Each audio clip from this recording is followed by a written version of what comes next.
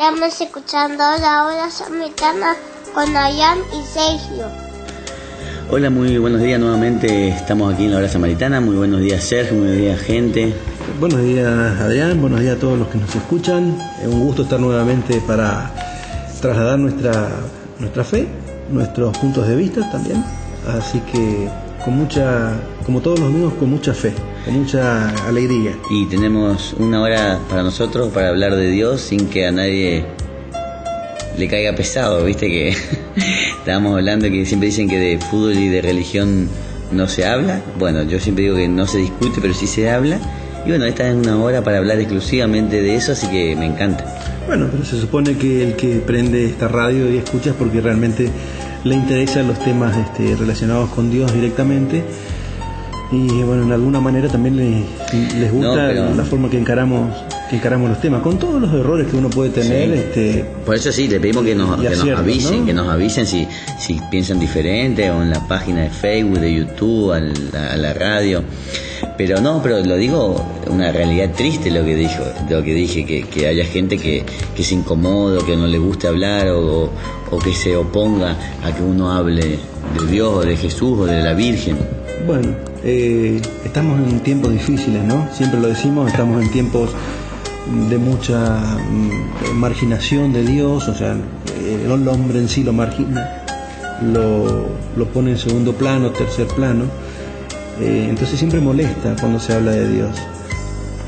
Siempre es como que sí, le estamos entendiendo porque estoy pidiendo la Biblia a Sergio que me la pase y no me entendía. No te entendía. Es como que nos cuesta, como que es difícil hablar de Dios. Y esa es la verdadera batalla que nosotros tenemos, Adrián, siempre, ¿no? Cuando leíamos la otra vez de las bienaventuranzas, decía Jesús, bienvenido el que es perseguido por mi causa o por mi nombre. Son estos tiempos, ¿no?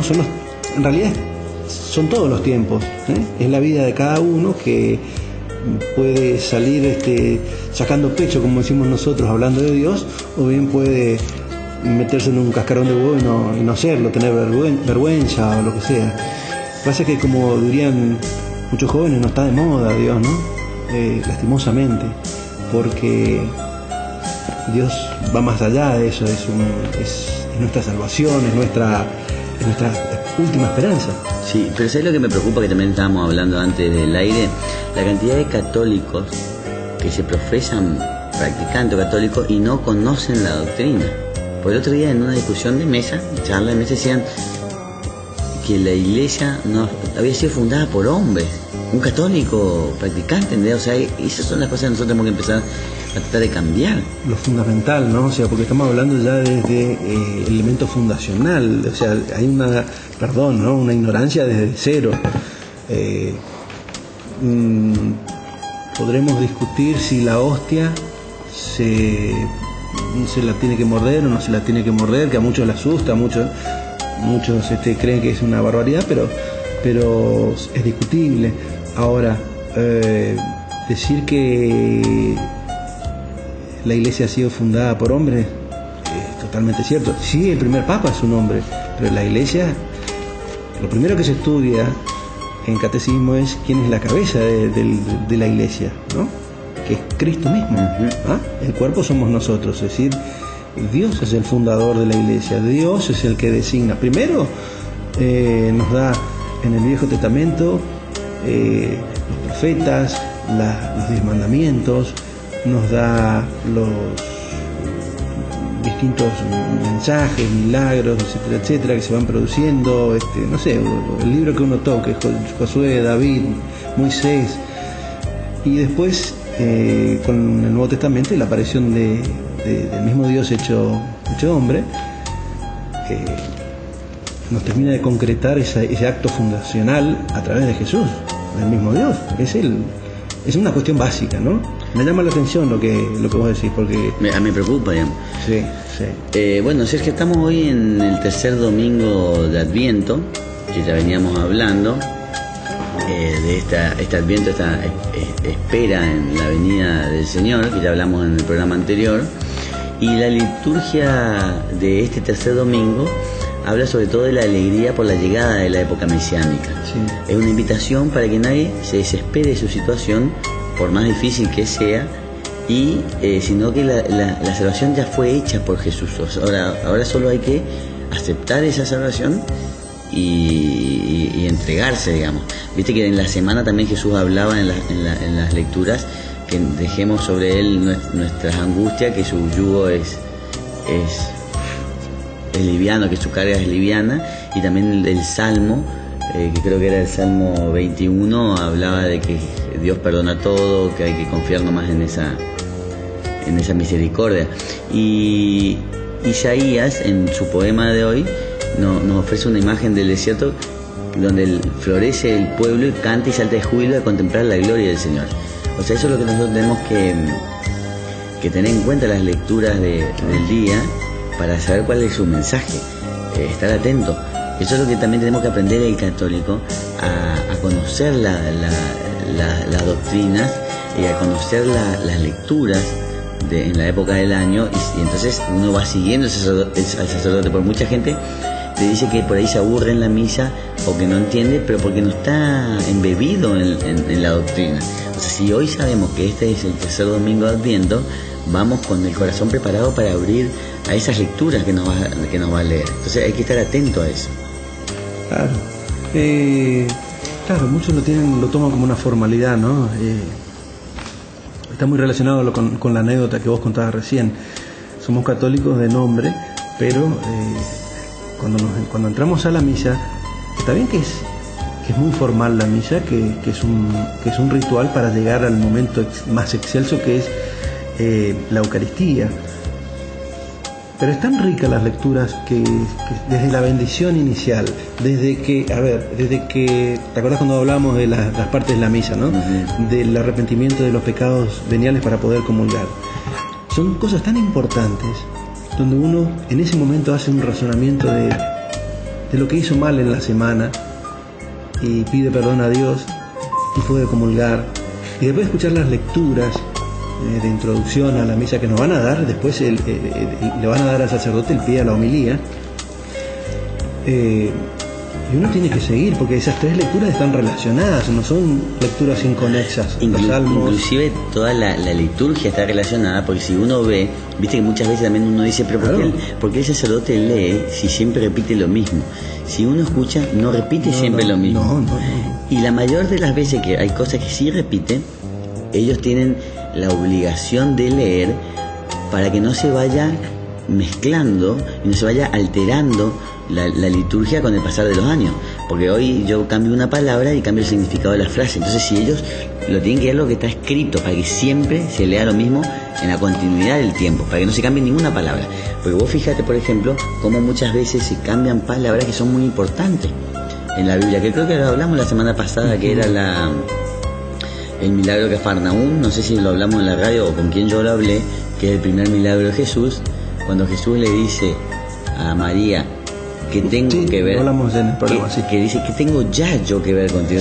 Una palabra cambia el significado. Entonces, como ahora yo ya soy el hijo del hombre, que vengo a salvar, ya no soy tu hijo filial. Claro. Entonces, ese es el significado. No es que él le reta a María. ¿Cómo le va a retar Jesús a María si había un amor inexplicable entre ellos?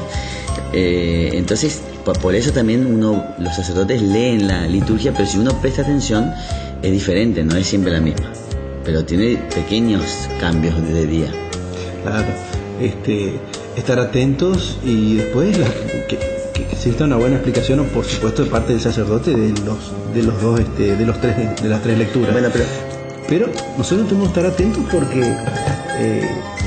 en la explicación esa tenemos las herramientas para la vida, Adrián, las herramientas para la semana, para que nos vaya bien esa semana, si somos de ir a iglesia todos los domingos o todos los sábados, que se puede ir.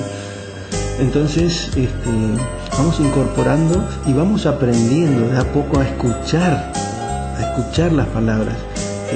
La gente que pasa al frente del altar y lee las lecturas, tienen ese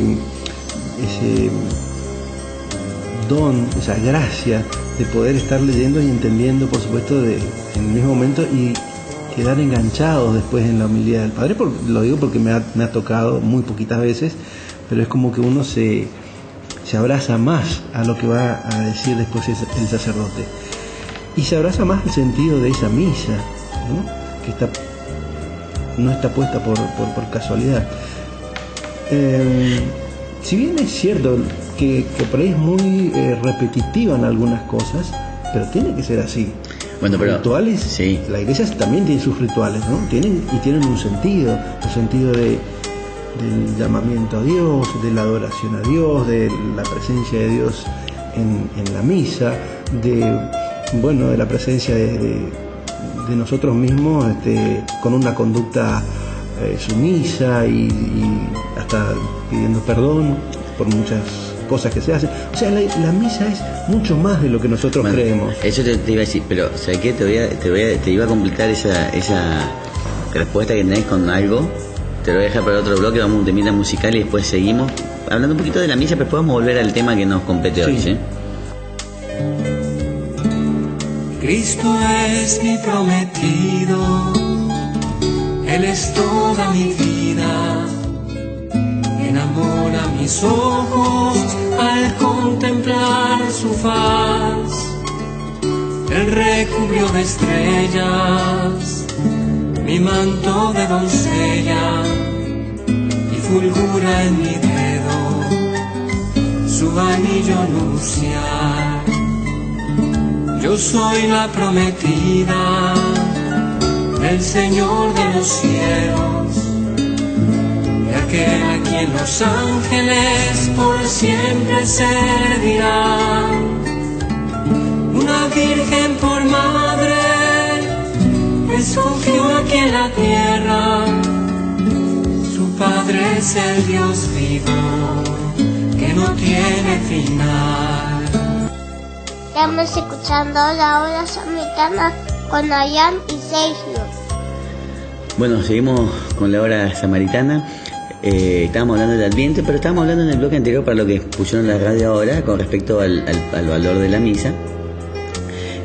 Por las lecturas que se leía hoy, que estén atentos al significado del Adviento en esas lecturas.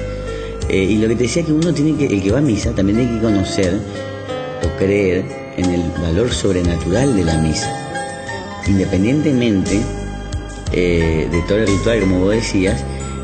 La bendición que uno recibe, el perdón de los pecados y la gracia por haber concurrido a misa ya actúan de manera sobrenatural en esa alma, ya la justifican de alguna manera. Entonces también hay que tener en cuenta eso. Mucha gente dice no, porque no me gusta el sacerdote. La misa es independiente del sacerdote.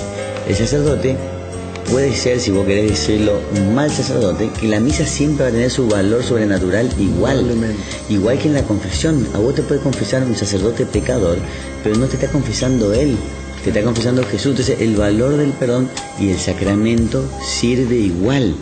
Eso es lo que la gente no tiene que confundir. El sacerdote es un intermediario nomás ante nosotros y el mismo Jesús. La misa tiene mucho de como decís vos, que escapa a nuestro entendimiento, a nuestra naturaleza. El mismo momento, o sea, nosotros vamos leyendo y vamos leyendo la misa, la lectura del día, el evangelio del día, para introducirnos en el momento más excelso, pero más sobrenatural también de la misa, que es el momento de la Eucaristía, que ya lo hemos hablado. Es un momento verdaderamente, supongo que el día que no estemos más en esta tierra, tendremos la gracia de poder admirar en toda su plenitud quiénes y cuántos comulgan en una misa. Y verdaderamente, y con el corazón bien predispuesto. Claro, entonces tenemos que ir a ese momento con ese corazón predispuesto. Cuando hablamos hoy en el primer bloque, me venía a la mente, pero esto es una pregunta recurrente que a mí se me plantea en muchos momentos de la vida ordinaria y también en las misas. Me preguntaba muchas veces cómo serían las misas de los apóstoles, ¿no? Cómo serían las misas de las reuniones de los primeros cristianos, de los primeros apóstoles. Y, sin duda no serían tan repetitivas, pero tenían cosas que eran que no cambió hasta ahora, la partición del pan. Sí, pues la iglesia no es un invento de los papas actuales. Es una tradición que viene de los primeros cristianos, o sea, de Pedro, Juan y los primeros apóstoles. Claro, indudablemente serían muy ricas porque tendrían para contar esas vivencias y esa fe marcada a fuego en el corazón, de haber vivido, tener la posibilidad de haber vivido con Cristo y haberlo amado, ¿no? Pero de eso se trataba. Pero eran reuniones llenas de oración, llenas de alabanzas a Dios. Habrán sido preciosas, realmente habrán sido hermosas. Mira, en realidad lo que siempre nosotros tenemos que tener en cuenta es que el católico, Jesús, siempre lo dijimos, vino a completar al judaísmo, a llevarlo a una perfección del judaísmo y por lo tanto a perfeccionar la ley de Moisés y los profetas, o sea, el Antiguo Testamento. Pero no vino a abolir nada, como él mismo lo dice en una jota. Entonces él complementó todo. El católico tiene que conocer también el Antiguo Testamento y tiene que conocer las relaciones entre uno y otro, pues son fundamentales. Los salmos son del Antiguo Testamento y se cantaban siempre en todas las celebraciones judías. Por ejemplo, cuando ellos subían a Jerusalén para la Pascua, cantaban los salmos. Qué bueno que es venir a la casa del Señor, tu puerta a Jerusalén, que se cantó creo que la vez pasada. Salmo 102 creo que es. Y después, por ejemplo, las lecturas de ahora del desierto nos habla del desierto de Juan el Bautista, pero también nos está hablando del desierto del Éxodo, que fue un periodo donde el pueblo judío caminó por el desierto para encontrarse con el Señor, para confiar en el Señor.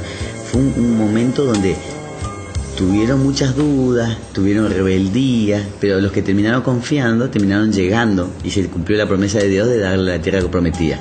Igual que Juan, él se fue al desierto y hizo su vida de anticipación de Jesús.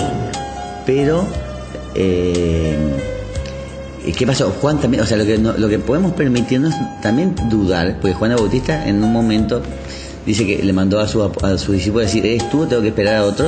Porque dudó en un momento.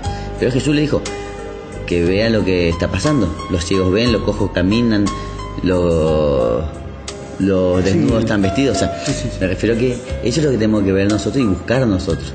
O sea, nosotros abrir los ojos también y en este Adviento buscar dónde están las obras de Jesús. No nos va a llegar, digamos, del cielo si nosotros no nos predisponemos a eso.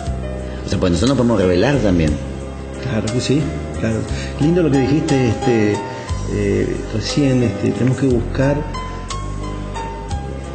toda la vida nos pasamos buscando, ¿no? Pero es lindo saber que cuando uno empieza esta búsqueda, cómo se van abriendo las puertas y cómo va cambiando el sentido de la vida del católico y cómo va cambiando el conocimiento de un católico, cómo va enriqueciéndose y terminamos siendo unos sedientos, ¿no? de religión, de conocimientos, pero actúa en todo momento. O sea, terminamos siendo unas personas que vemos a Dios como algo inalcanzable, hasta inimaginable, con unas ansias de llegar a Dios, como ahora en este tiempo de Adviento, con unas ansias de llegar a Jesús naciendo, o esperando la venida del Señor. Todos los años recomenzamos, ¿no? También, ¿no? Recomenzamos en el sentido de que adoramos a nuestro niño Jesús, que ya fue anunciado en el Viejo Testamento. Como bien decís vos, están vinculados. Todo el Viejo Testamento es una anunciación de la buena nueva, de la alianza nueva. Los profetas se cansaron de anunciar a la Virgen y anunciar a Jesús. No lo entendieron y bueno, pasó lamentablemente lo que pasó, ¿no? por nuestras propias negaciones o nuestra propia necedad, si se quiere. Bueno, tenemos que esperar, primero hacer ir a la misa con esa ansiedad de conocer a Dios, lo que Dios nos permite conocer de Él, pero nunca dejar de buscarlo en la misa, en los tiempos litúrgicos, es decir, ahora en Adviento. Lo buscaremos de otra forma en Pascuas y lo vamos a encontrar ya con más tristeza, pero también alegres porque nos deja esa esperanza, esa fuerza de seguir buscándolos y encontrarlo y ganar el reino de los cielos. Hay que ganárselo. Jesús no regala, es muy justo. Perdona sí, pero no regala el reino de los cielos. Entonces el católico tiene, volviendo al primer disparador, tiene que ser una persona formada y en constante búsqueda, ¿no? Y pedir la sabiduría también, porque nada viene solo. Es que cuando uno va a buscar, a vos te pasa lo mismo, cuando vos vas buscando, leyendo la Biblia, leyendo el catecismo, y un montón de obras más, el conocimiento se va ampliando y viene más. Y viene con, digamos, con más fuerza y con más voluntad, porque uno quiere buscar más, ahondar más en lo que a veces es insondable, pero tiene esa necesidad de leer más. Vos que tenés lectura encima... ¿De qué? De Jesús, de medicina. De la vida de Jesús, también, sin duda, sí, pero cada vez querés más, es como que estás insatisfecho siempre. Y que nos sirve para nuestra vida diaria. Sí, sirve para tiene que servir para eso, tiene que servir. Sirve para volvernos más tolerantes, más pacientes, más comprensivos del otro. Entonces, sea el camino que sea que nosotros agarremos, pero siempre pegadito a la misa, siempre pegadito a las lecturas que se leen en la misa, que nos abren la cabeza, vamos ganando esas gracias de a poco. No hay otro camino. No, por eso. Y bueno, y yo creo que este es un momento donde uno tiene que preocuparse, digamos, por qué le está faltando para ese encuentro con Jesús del 24. Porque hablando también, por ejemplo, me quedó en el tintero el Viejo y el Nuevo Testamento, estas relaciones hubieron todas, porque obviamente que Jesús fue anunciado por todos los profetas, entonces hay múltiples relaciones, pero la Pascua fue una, que en la Pascua de los judíos, que significa la salida el éxodo, pero la salida, el día es la salida de los judíos de Egipto, que con la sangre del cordero marcaron los dinteles de las casas, y por esa casa no iba a pasar Dios para llevarse a los primogénitos. Entonces la sangre del cordero es Jesús, por eso se inmola él, y por eso se dejaron hacer sacrificios humanos, sacrificios de animales pascuales, porque Jesús, su sacrificio humano y divino de Jesús, ya cumplió con todos los sacrificios. Entonces por eso se relaciona también la Pascua de ellos con la nuestra, pero porque Jesús complementó su Pascua con su sangre. Jesús siempre se vive sacrificando por nosotros, ¿no? O sea, nosotros también tenemos que equilibrar no la vamos a equilibrar nunca, pero tenemos que buscar ese sentimiento de tratar de no dejarnos llevar por el mal camino, para que la sangre derramada de Cristo antes y ahora no sea en vano. Así que... Bueno, vamos a un temita musical y después vamos a seguir con esto y con algunos temas actuales, de actualidad. Cristo es mi prometido, Él es toda mi vida, enamora mis ojos al contemplar su faz, Él recubrió de estrellas mi manto de doncella, fulgura en mi dedo su anillo nupcial. Yo soy la prometida del Señor de los cielos, de aquel a quien los ángeles por siempre servirán. Una virgen por madre escogió aquí en la tierra, Padre es el Dios vivo, que no tiene final. Estamos escuchando la hora samaritana con Ayán y Sergio. Nuevamente en este tercer bloque ya, que va pasando rápido, tratando de infundir un poquito en la gente más pasión por las misas, por Cristo, sobre todo ya en esta semana que van pasando rápido, entrando en la tercera semana, acercándonos al nacimiento de Cristo, donde tenemos que tener una actitud positiva, alegre, porque estamos por recibir de nuevo, otra vez. Fíjate cuántas veces nos da Cristo la posibilidad de volver a Él, ¿no? Recibirlo de nuevo a Cristo, recién nacido, a Jesús, para que podamos volver a agarrarnos de Él y prendernos con toda la fuerza y recibirlo en Navidad con toda la alegría. Te quería decir, por ejemplo, ¿te acordás que la semana pasada hablamos de la Navidad y de Santa Claus? Lo que saca Así Prensa, que es la página oficial del Vaticano. Sí. Dice hace el 5, esta semana: Santa Claus es uno de los personajes más emblemáticos de la fiesta de fin de año. En las últimas décadas ha ganado tanta fama y resulta tan eficaz para representar la diversión y los regalos que desplaza a la verdadera razón de la alegría, Jesús que nace en Belén. Según varios historiadores, Santa Claus es la distorsión primero literaria y luego comercial de San Nicolás, que ya lo habíamos hablado, el generoso obispo de Mira, patrono de los niños, navegante y cautivo, que fue el 5 de diciembre su día. ¿Y cuáles son las diferencias entre estos dos? Uno un personaje y uno un santo. Santa Claus se asocia a la infancia, San Nicolás es un modelo cristiano para toda la vida. Santa Claus, como lo conocemos, surgió para aumentar las ventas y el mensaje comercial de Navidad. San Nicolás llevó el mensaje de Cristo y la paz, la bondad y el mensaje cristiano de esperanza que trae la Navidad. Santa Claus alienta el consumo, San Nicolás promueve la compasión.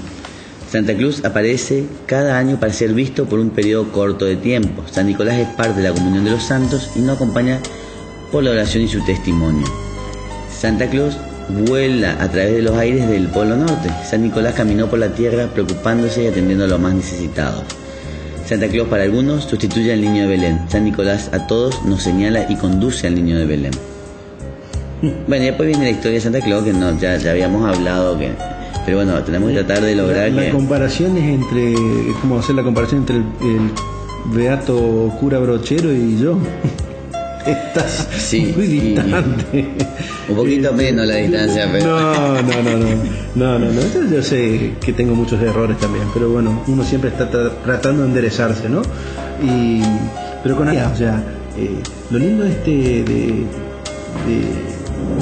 ser un verdadero seguidor fervoroso de Cristo es que uno va bajando los decibeles de los errores, pero también es consciente de que los tiene y trata de mejorarlos. Entonces, yo creo que vale aunque vos no te guste, vale la comparación. Se prende una corona, se hace una corona de Adviento ahora en esta época, ¿no? Se hace como una clásica formalidad. Yo a los chicos les hacen llevar velitas, dos de color, dos de color, habíamos hablado la semana pasada, dos de color blanco y tres de color púrpura. Esta es la semana para hacer para prenderla, ir prendiendo, digamos, la tercera. Y ya se van acabando las velitas para que llegue nuestro Señor. Cada semana que va pasando es una semana de mayor oración, de mayor dedicación a Cristo. No van pasando las semanas porque corre el tiempo, sino que tenemos que ir haciéndolos aumentar en fe, aumentar en deseos de que venga la Navidad. Por eso las lecturas también van creciendo y van siendo más esperanzadoras y más alegres inclusive, ¿no? Todos los domingos de Adviento son de alegría, pero cada vez que se acerca la Navidad, el domingo anterior digamos, va increciendo esa espera, esa fervorosa espera que tenemos.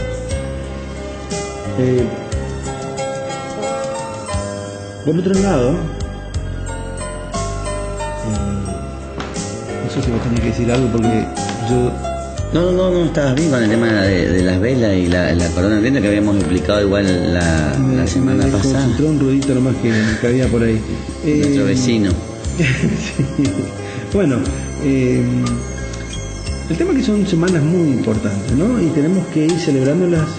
Primero, no podemos faltar a misa, Adrián. Tiene que ser domingos que tenemos que hacernos el lugar de ir sí o sí a misa. Sí o sí a aprender desde cero, si se quiere, catecismo que nos van a dar lecciones en la propia misa, en las propias homilías y en las propias lecturas los sacerdotes. No podemos dejar de ir, como tampoco podemos dejar de ir el 24, no podemos dejar de ir el 8 de diciembre, no podemos dejar de ir. No, eso quería hablar también, que esos días ahora el jueves fue el Día de la Virgen, tenemos que la Concepción. Claro, son 2 días demasiado importantes en las cuales Dios nos llama para que estemos ahí y lo comprendamos. También hay que tener presente una cosa, Adrián. La gente usa demasiado la razón y poco el corazón. La razón no nos lleva por sí sola al conocimiento de Dios. Nos puede ayudar acompañado del corazón, acompañado del Espíritu, acompañado de la gracia de Dios que la tenemos grabada en nuestro corazón. Pero la razón sola, si bien Santo Tomás puede llegar a muchas conclusiones como la existencia de Dios, nada más y nada menos, en uno de sus libros de la Suma Teológica, la gente hoy está muy racionalista. Entonces tenemos que dejarnos llevar por el espíritu, ¿no? Por este espíritu navideño, por este espíritu de vuelta a Dios, de verlo nacer y renacer a Dios, Jesús, niño, y ser un poco menos duro con nosotros mismos, ¿no? Me parece, a ver, todavía me sigue pegando en la cabeza lo que vos me contaste hoy. Uh-huh. La falta de conocimiento, pero eso habla de una falta de fe, una falta de, digamos, un cuestionamiento muy grande, racional que se hacen las personas, que no les lleva a nada. Dios es inmensamente misterioso, es un misterio que no se nos va a develar porque si no, no tendría ningún sentido. Nosotros tenemos que llegar a Dios por la fe y con ayuda un poquito de la razón, pero no solo por la razón, porque no vamos a llegar a nada.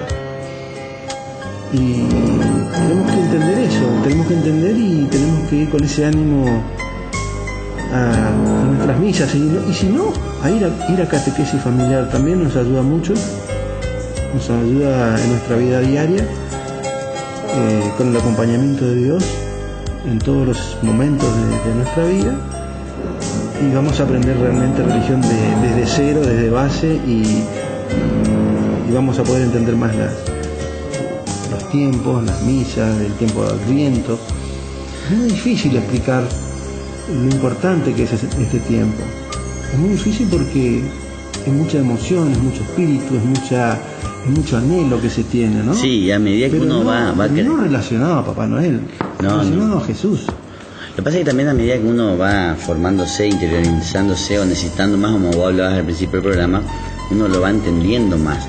Entonces, esa gente que nos parecía loca al principio, o que le habían lavado la cabeza, había sido que no estaba tan loca, que lo que estábamos perdidos éramos nosotros.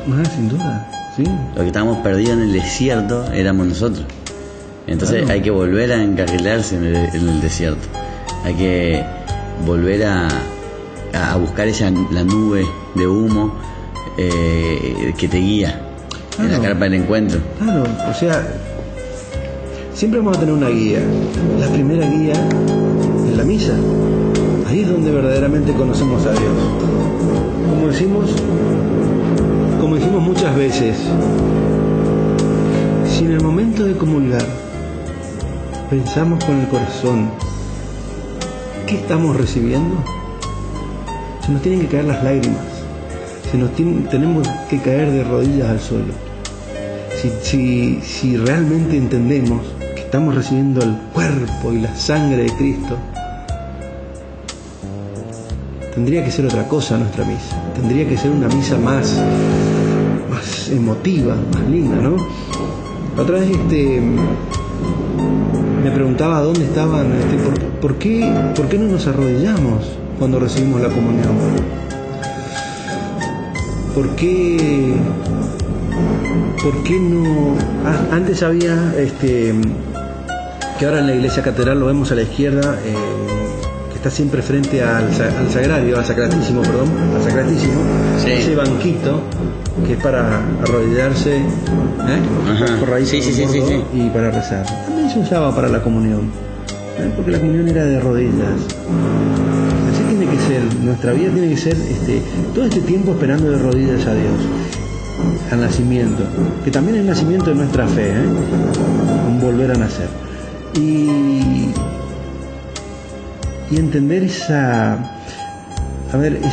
inmensidad o esas cosas tan incomprensibles para nosotros, como es el momento de la Eucaristía, que te decía que tenemos que llegar casi de rodillas, tenemos que llegar. Bueno, cuando empezamos a entender esas cositas, empezamos a creer y a crecer en nuestra fe, Adrián. De otra manera... Sí, y tendríamos que también, viste, uno se tiene que hacer una autoevaluación también y ver cómo va uno, o sea, cuánto va avanzando, como para ser también difícil, sí. Lo que vos decís es el examen de conciencia famoso, que se dice siempre, a ver dónde estoy parado y cómo soy, pero tiene que ser auténtico, tiene que ser un examen de conciencia sensato, un examen de conciencia sincero y veraz. Es decir, todos sabemos cómo somos. Yo sé que soy a lo mejor una persona que tengo mis momentos de caída, que tengo que levantarme, que por ahí, no sé, tengo mis momentos irascibles o tengo mis momentos de debilidad, si se quiere. Pero tiene que ser sincero. Tiene que ser sincero. Nosotros tenemos que conocernos. A partir de que nosotros nos conocemos, podemos empezar esa relación con Cristo, esa relación íntima, verdadera y profunda. Tenemos que conocer, o sea, lo que vos planteaste al comienzo, de que hay gente que no conoce las cosas básicas o que no conoce la misa. Mi consejo es que vayan, que lean en principio el catecismo, que lean el Nuevo Testamento, que vayan aprendiendo qué es lo que quiere Dios de nosotros y qué nosotros tenemos que darle a Dios, cómo tenemos que responderle, qué queremos, a dónde queremos ir, qué queremos para nuestra vida posterior. Entonces, una vez que nosotros entendemos eso, las otras gracias vienen por sí solas. Un amansamiento, una comprensión de la vida distinta, una comprensión de Dios distinta. No sé, hay tantas cosas lindas para hablar y para fortalecernos como católicos. Nos queda igual agarrar la misa como corresponde. Sí, nos queda igual el próximo programa también de la cuarta semana de Adviento. Pero vamos a hablar un temita musical y en el cuarto bloque te voy a adelantar algo que también vamos a hablar la semana que viene, que pasó esta semana y que no la podemos dejar pasar por largo. No.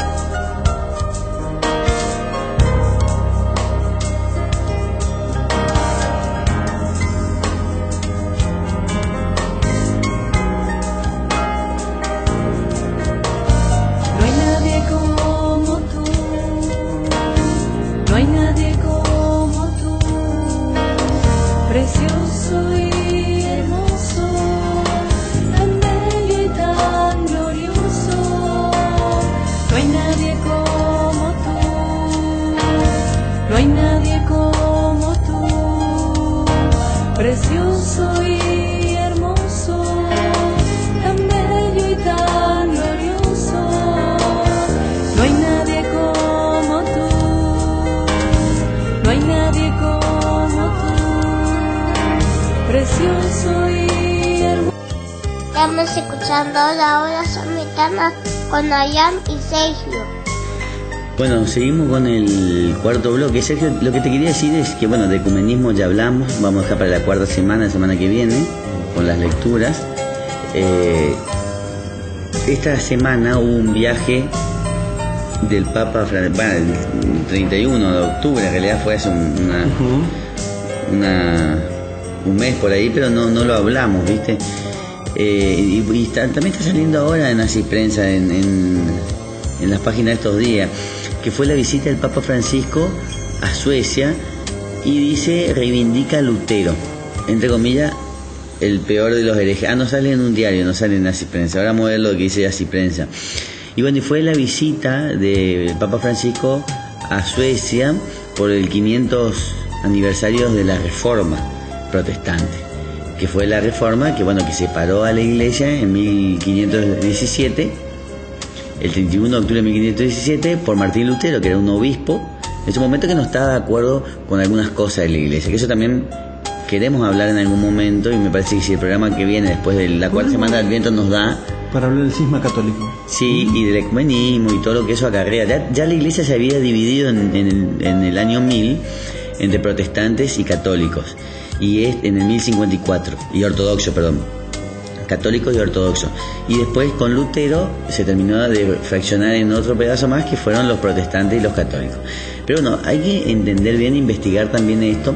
Lo que quiere Francisco es que no haya peleas, y aceptar la parte mala que tenía la Iglesia en su momento, en ese momento, que eso es cierto, que hubo corrupción, como siempre la hubo, que no se puede negar, que mismo Jesús dijo que en su Iglesia va a haber infiltrados, pero que su Iglesia va a prevalecer. Entonces eso los católicos tenemos que saber. Lo que yo creo, y esto ya es una opinión personal, es que Francisco quiere ser un mediador, poner paño frío a la relación entre protestante y católico. Y bueno, justificar algunas actitudes de Lutero con respecto a la Iglesia de ese momento como estaba, que él fue donde hizo su crítica, sobre todo porque cuando se empezaron a vender las indulgencias plenarias. Claro. Pero la reforma de Lutero tiene mucho más que eso, tiene una crítica doctrinal con respecto a la salvación de las almas, que él empezó a decir que las almas se las salvaban por la justificación de la fe nomás. O sea, que es lo que piensan hoy los protestantes, que dependen poco de nosotros. Yo creo en Dios y soy salvo. Y estoy salvo. Por más que sea una porquería en la vida, pero creo en Dios. Claro, y bueno, y también otras cosas sobre la transubstanciación de la Eucaristía, y hay muchos puntos que después vamos a hablar en algún día que hablemos de esto y de ecumenismo. Matrimonio, Lutero era casado también, no se casó después. Claro, entonces viste que Lutero fue excomulgado de la Iglesia Católica, y eso no puede volverse para atrás, porque tiene que estar vivo la persona para poder volver a volverle a la Iglesia. Pero bueno, yo creo que personalmente tenemos que pensar en una decisión de Dios, de Jesús. Claro, pero bueno, lo que se está buscando es unificar de vuelta a todos en una sola iglesia, que es la iglesia de Jesús, porque Jesús dijo, vayan y hagan que todos sean mis discípulos. O sea, y dentro de su iglesia, que él la fundó. O sea, esta es la parte del ecumenismo que yo quiero hablar en algún programa, a ver qué apunta el ecumenismo, a dónde vamos. Está bien no pelear, pero yo como católico te tengo que decir a vos que, porque este también San Cipriano, que era el obispo, dijo no hay salvación fuera de la iglesia, y eso generó mucho revuelo también, como quién podrá salvarse. Pero bueno, es lo que nosotros decimos es que sí, más vale que nosotros no tenemos eso, que es Dios el que salva, y que seguramente hay salvación fuera de la iglesia, pero siempre mejor estando en la iglesia, porque tenés los sacramentos que dejó Jesús para nuestra salvación. O sea, tenés mucha más ayuda, el camino es mucho más corto. Entonces nos tenemos que insistir a la gente a que vuelva a estos sacramentos, que vuelva a formar parte de la iglesia que Jesús fundó. A ver, yo quiero decir una cosita porque más lógica. Es el hijo pródigo esto que pasa. Claro, exactamente. Yo quiero decir una cosita, sin entrar en el tema, porque lo vamos a desarrollar en un posterior programa, que es muy lindo para hablar y para informar a la gente de qué fue el cisma católico, el mayor cisma católico. Lo de Lutero apareció más o menos entre el año 1400 y 1500. O sea, hay 1500 años de historia de la iglesia, que nació con los apóstoles en el sentido de iglesia humana, fundada en cabeza de Pedro, fundada en Cristo, pero siendo el primer papa, nosotros así lo entendemos, San Pedro, él será la piedra angular de la iglesia, será la piedra fundadora, instaurada por Jesús.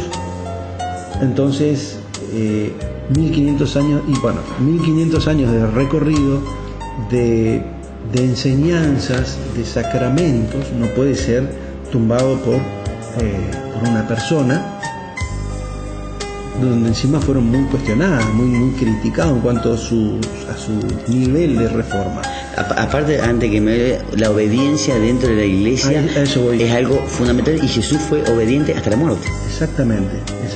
Pero nosotros estamos cuestionando muchas cosas que Jesús mismo instauró, como la castidad, porque Jesús dice, El que eunuco. quiere seguirle, al que quiere seguirle va a dejar familia, va a dejar todo. O sea, está hablando en el fondo que se tiene que entregar, por ejemplo, como los sacerdotes, como las monjas, como las religiosas, se tiene que entregar en vida a Jesús. No se puede otra manera. Entonces, Nosotros que hacemos un pequeñísimo aporte muchas veces nos interfiere en nuestra vida familiar. O sea que es imposible que alguien dedicado a Dios tenga una familia. Y es una discusión que también ya la discutimos, ya la hablé en la radio, la hablamos con un seminarista, y él nos dijo, ¿por qué la gente se pregunta eso y no nos pregunta si nosotros queremos o no? Si a nosotros nadie nos obliga. claro. Lo que pasa es que la gente no entiende el celibato. Pero sigamos el ejemplo de los apóstoles. Ninguno se casó. Y Después de ella no, lo que pasa es que bueno, y los que tenían familia, dejaron su familia, Pedro, Felipe, dejaron su familia, y se dedicaron, dieron su vida, ¿no? Porque todos terminaron, casi todos, Mártires, sí. mártires. Menos Juan. Se abandonaron en Dios, ¿no? Entonces hay reformas que no pueden ser cuestionadas hasta por una lógica, si se quiere. Y bueno, esa es una de las cuestiones que hace Lutero desde su posicionamiento, que después lo vamos a... Claro, pero mismo Lutero dijo, yo no impugno la mala costumbre, sino las doctrinas impías. Yo no impugné las inmoralidades y los abusos, sino la sustancia y la doctrina del papado. La vida es tan mal entre nosotros como entre los mismos papistas. La cuestión es otra, de si enseñan o no la verdad. A eso es lo que voy. La gente por ahí se agarra con que la iglesia estaba corrompida y por eso él se separó. No, él se separó por una cuestión de pensamiento doctrinal, o sea, de cosas que no le cerraban. Es muy interesante leerlo, o sea, no Podríamos, tengo reverendos y protestantes, ¿cómo se llama? El pastor, que podemos llegar a invitarlo para el programa y charlar de esto. Ni un problema. El tema es que hay cosas que no se pueden cambiar, Adrián. Hay cosas que son que deben ser aceptadas, sino que no se pueden cambiar a la modalidad de Lutero. Ojo que Lutero era una persona formada, era teólogo. Los cuestionamientos de Lutero son cuestionamientos de tal entidad que produjo la partición de la iglesia. O sea, no fue también pequeñas pavadas que tiró al azar. Para que produzca ese cisma y se parta la iglesia en dos, y una gran porción se haya llevado a Martín Lutero, tiene que haber hecho temblar los cimientos filosóficos y teológicos de los sacerdotes y de la comunidad en general. Pero son dignos, de analizar las cosas uno por uno. Yo no sé si tenemos que invitar a un sacerdote también, porque nosotros no estamos a la altura de... Bueno, pero ¿sabes lo que pasa? Es que nosotros siempre decimos que este programa es de laico para laico, y también tenemos que pensar y nuestra postura como laico y defenderla como laicos. O sea... Sí, con uñas y dientes desde nuestra fe. Pero bueno, pero la diferencia con nuestra doctrina, con nuestra iglesia, es que nosotros no interpretamos las lecturas como a nosotros nos parezca, sino tenemos una tradición y un magisterio que nos forman. Y con las iglesias evangelistas pasa eso. Cada iglesia separada interpreta la lectura a su manera. Ajá. Entonces esta es una gran diferencia, que los protestantes, Martín Lutero tampoco aceptó la tradición de la iglesia, ni lo que decían los padres de la iglesia, porque también estaba en desacuerdo con ellos. Entonces ahí es donde se separa todo, y la gran diferencia que tenemos nosotros es una tradición que viene de los apóstoles y un magisterio que es el que nos hace interpretar las lecturas. La lectura, pero que tienen una unidad y digamos una unidad de entendimiento, si se quiere, en toda la Biblia. O sea, en todo el magisterio no es algo sacado de la galera. Si uno lee los sacramentos, si uno lee los dogmas de la Iglesia, son dogmas que están basados en la Biblia en su totalidad, no en pequeños párrafos, en pequeñas citas del Evangelio o de los libros del Antiguo Testamento. ¿Sí?